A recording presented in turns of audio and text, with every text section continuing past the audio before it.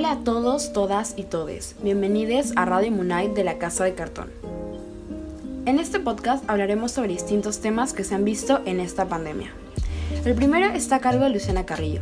Ella nos contará cómo la pandemia no ha atacado a un solo Perú, sino a varios, y que cada familia, de acuerdo a sus condiciones, la afronta de una manera diferente. En segundo lugar, Sebastián Olivera nos hablará sobre el impacto económico que generó la pandemia en los emprendedores. En tercer lugar, la que les habla, Urpi Ortiz, les presentará un análisis sobre el incremento de la violencia contra la mujer en la pandemia. Y para finalizar, Gabriel Alvarado comentará cómo la pandemia ha hecho que la pobreza aumente en Latinoamérica.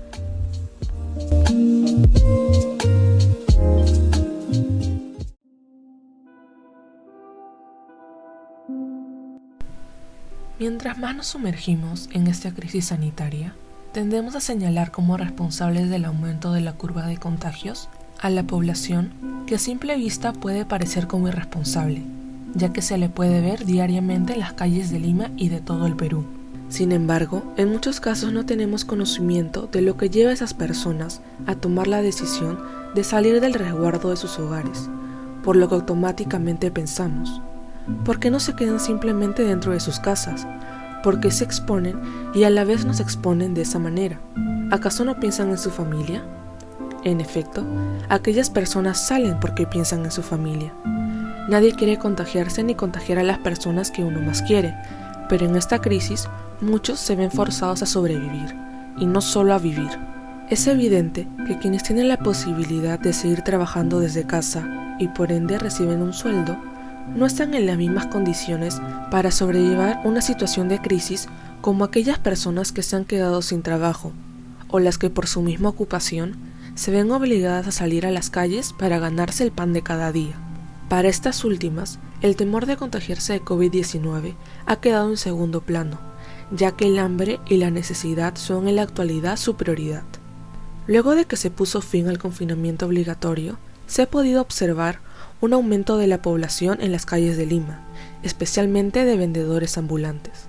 En los noticieros nacionales se puede ver día a día cómo amanecen lugares como los mercados y Gamarra, atestados de gente.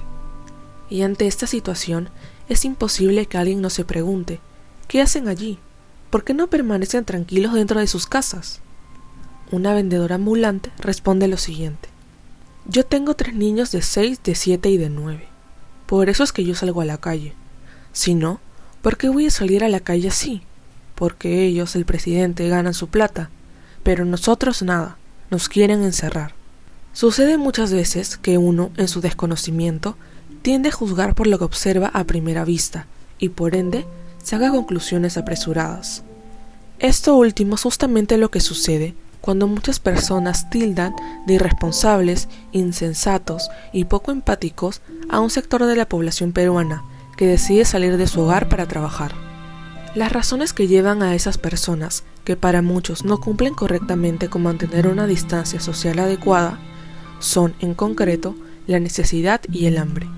Estos dos factores no son sentidos con la misma intensidad en la población peruana.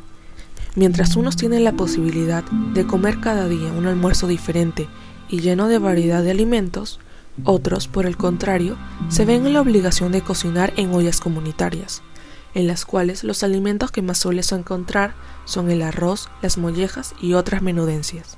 La mayoría de veces, las personas suelen plantear sugerencias o soluciones para quedarnos en casa el mayor tiempo posible, pero no se dan cuenta de que esos métodos son producto de su condición y de su visión de la realidad. Esta crisis sanitaria no ha atacado a un solo Perú, sino a varios totalmente diferentes. Cada uno de estos lo sobrelleva como mejor puede hacerlo. Cada quien, de acuerdo a sus posibilidades y condiciones, trata de sobrevivir a esta crítica situación. Es tiempo de dejar de creer que la manera en la que nuestra familia, con mayores privilegios, está sobrellevando esta pandemia es la misma para todos.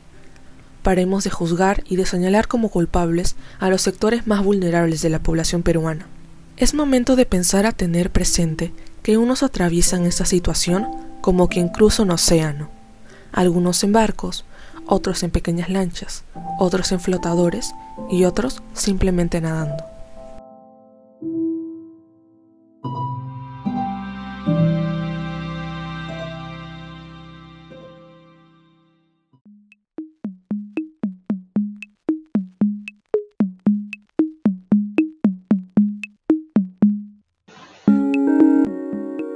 La pandemia del coronavirus ha perjudicado a todos, pero a unos más que a otros, más en un país como el Perú, con un 20% de la población en estado de pobreza, cifra que aumentará al terminar la pandemia. Una realidad que para unos pocos es muy favorable. Sin embargo, para la mayoría es todo un reto sobrevivir el día a día. Lo que me interesa más que nada es la forma en que el Estado está tratando de solucionar los problemas que la pandemia está causando, pero no va a lograr evitar todos estos. Quisiera reflexionar sobre cómo brindar soluciones en la medida de lo posible sobre el futuro que le depara a muchos peruanos y peruanas, por las deficiencias que tenía el gobierno antes y que estamos pagando ahora, potenciadas por la pandemia.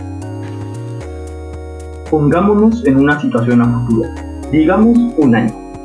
La cura para el COVID-19 acaba de ser descubierta y poco a poco todo empieza a reactivar. La pandemia acaba de pasar. Ya estamos en la nueva normalidad. Para este momento, el índice de pobreza, que antes estaba en el 20,2%, habrá subido estrepitosamente hasta un 29,5%, según aproximaciones de los economistas y ex viceministros Pablo Lavado y César Lima, por lo que el Perú estaría en el mayor estado de pobreza de los últimos 10 años. También habría una disminución en la clase media.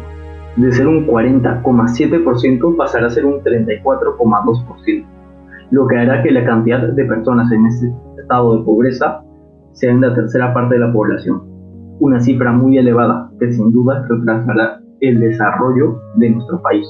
Con un porcentaje tan abrumador de pobreza, una ayuda extra para esta población no estaría mal. Cabe resaltar que nosotros ya tenemos un plan de reactivación económica, pero me parece hasta cierto punto ineficiente. Nuestro plan de reactivación económica va a dar más empleos, uno para empresas, y proteger el empleo de trabajadores de empresas con menos de 100 integrantes. Un punto que no se ha desarrollado es, ¿qué hacer con los pequeños empresarios? Lo que me parece que se debería hacer es apoyarlos, dándole bonos, que por cierto ya han sido otorgados, pero no ha servido de mucho, debido a que las grandes empresas se han llevado la mayor parte de sus ingresos. Según Ojo Público, el 71% del dinero fue a las grandes empresas, aproximadamente 17 millones de soles. El que haya más microempresas activas dará más puestos de trabajo independientes del Estado, debido a que cada negocio generaría empleos y la cantidad de puestos de trabajo se expandiría conforme crezca la empresa. Luego de ver estos puntos, podemos apreciar que, en efecto, estas personas necesitan de nuestra solidaridad y un apoyo extra del Estado, para que cuando estemos post-pandemia haya un menor incremento de la pobreza a largo plazo en el Perú. Pero más que todo necesitan la solidaridad de las demás personas. Personalmente creo que el Estado ha hecho un trabajo admirable tratando de controlar la situación, pero no ha sido suficiente, por lo que una ayudita extra, ya sea de parte del Estado o de las demás personas, les caería súper bien. Y si es cierto que no todos saldrán bien de la pandemia, por lo menos con los cambios sugeridos se podría reducir la pobreza.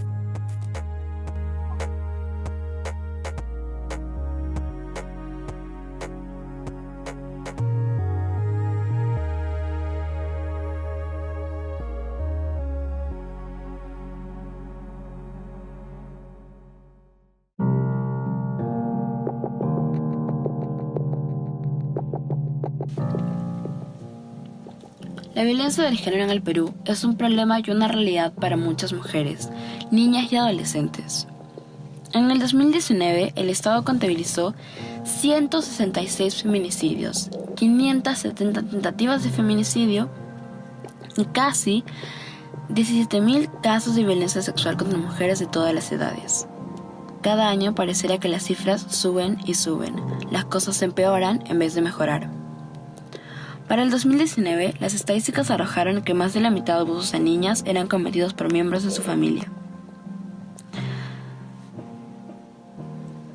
Siguiendo el hilo del típico discurso de revictimización que se nos da cuando vamos a denunciar algún tipo de abuso, sí, me refiero a esas típicas frases de «No debiste ir a ese lugar», «¿Para qué sales tan tarde?», «¿Para qué te pones esa ropa?».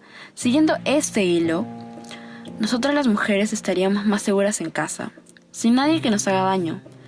Pero la realidad demuestra que no.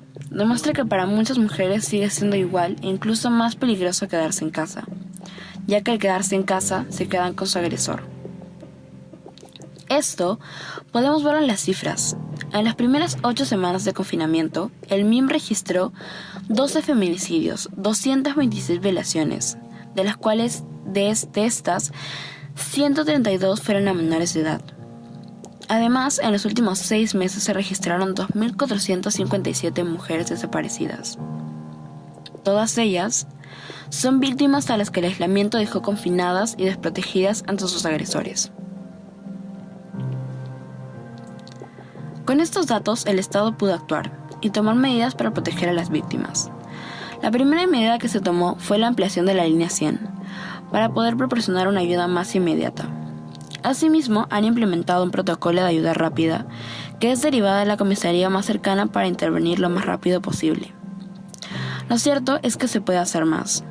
No es solo ampliar una línea telefónica, ya que no solo hay violencia física, sino también sexual. Y ahí les que quedan más expuestos son las niñas y adolescentes. En este caso hay un kit de emergencia que se les brinda cuando son víctimas de violencia sexual. Este previene embarazos no deseados y maternidades forzadas. Pero, ¿cuánto estaba el estado de estos kits? Bueno, cuando le preguntaron al presidente sobre estos kits, no supo qué responder. Esto no debería pasar. Una vez más, el Estado no respondió de la mejor manera.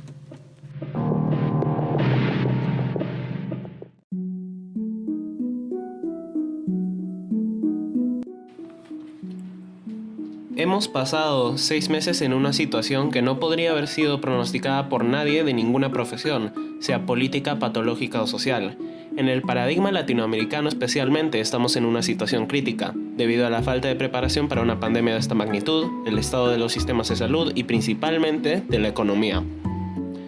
La situación de pobreza y disparidad social en el Perú ha sido históricamente crítica, pero muchas instituciones y alianzas internacionales han invertido tiempo y recursos en ayudar a la eliminación de la pobreza en el país a través de los años, cuyos resultados han sido generalmente favorables.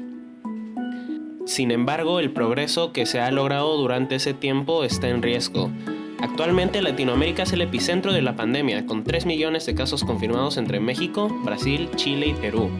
Sobre esto, Julio Verdeguer, el representante regional de la Organización de las Naciones Unidas para la Alimentación y la Agricultura, mencionó el mes pasado que en cuestión de meses podríamos perder lo que hemos logrado en 15 años. Verdeguer pone hincapié en el hecho de que las familias que ya estaban en una situación desfavorable entrarían en extrema pobreza, lo cual también menciona el Fondo Internacional Monetario, que reporta que esta cifra sería de 1.5 millones a nivel nacional, un aumento de 150%. La ONU también menciona que la pandemia causaría que 45 millones de personas entren en pobreza en toda Latinoamérica, indicando la mayor caída de PBI en todo un siglo, una de 9.1%. Según la INEI, el 21% de la población del país está en una situación de pobreza. Relacionando este dato con el estudio de la ONU, referenciado previamente, se puede concluir que el Perú alcanzaría a tener más de un quinto de su población en una situación de pobreza. En la misma colección de estudios también se puede ver que el 42% de la población rural sufre de pobreza monetaria, y debido a que el trabajo de campo de esa población involucra estar mucho tiempo al aire libre, además de la llegada tardía de información, nos pone en una gran situación de riesgo. Si algo señala el hecho de que tengamos un problema tan grande con el coronavirus, especialmente en los países en los cuales hay un problema de pobreza prominente como el nuestro, es en mi opinión que uno no se puede eliminar sin apaciguar el otro. Las personas de clase baja no tenían la capacidad de trabajar remotamente, por lo cual han entrado en crisis. Las autoridades del país deben encargarse de la disparidad económica con la misma severidad y urgencia que la salud pública, porque son problemas intrínsecamente relacionados.